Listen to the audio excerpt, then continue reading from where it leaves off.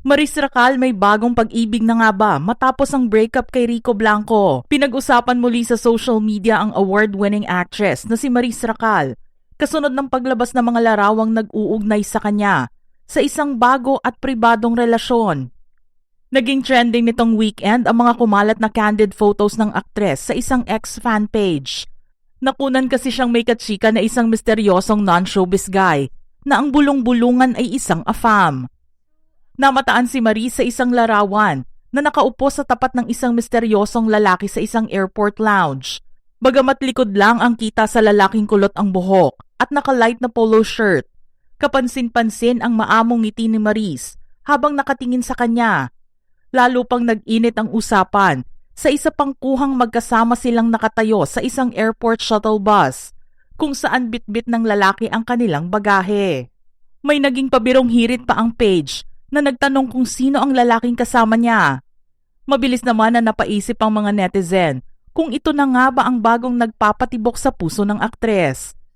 Sa kasalukuyan nananatiling tahimik si Maris ukol sa mga bali-balita habang hindi pa rin nakikilala ang lalaking idinadawit sa kanya.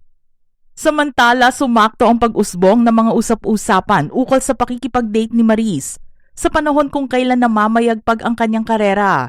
Kamakailan lamang noong July 5, ginawaran siya ng Best Actress Trophy sa 9th Eddies para sa kanyang pagganap sa pelikulang Sunshine.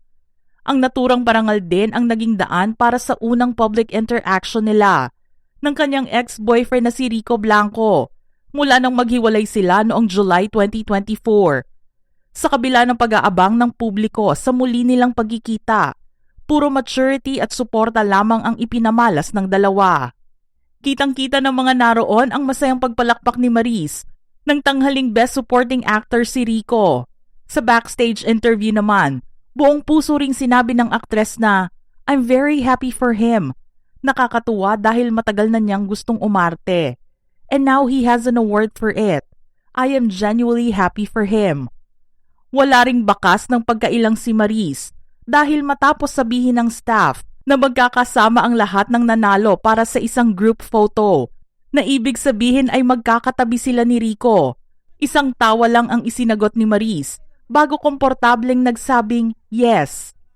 Bagamat umaasa ang publiko na handa nang magbukas ng puso ang aktres, matapos ang pagiging single, walang katiyakan ang tunay na estado ng relasyon nila ng misteryosong kasama sa biyahe. Hanggat hindi ito nagmumula mismo sa kanya. Mga ka-showbiz peeps, anong reaksyon nyo rito? Type your comments below.